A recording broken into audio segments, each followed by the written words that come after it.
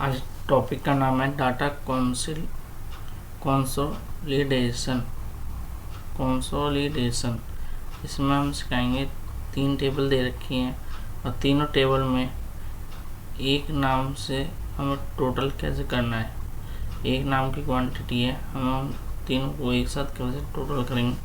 Start. सबसे पहले हमें टेबल सेलेक्ट करेंगे,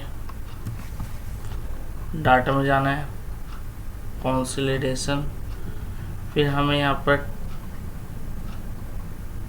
फर्स्ट में टेबल सेलेक्ट करेंगे,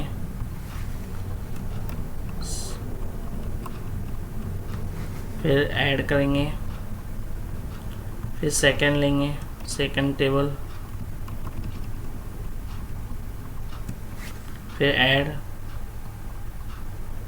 फिर थर्ड टेबल लेंगे, फिर ऐड और फिर यहाँ पर लेफ्ट टू कॉलम सेलेक्ट करके ओके कर देंगे तो हमारा टोटल आ जाएगा। Thank you.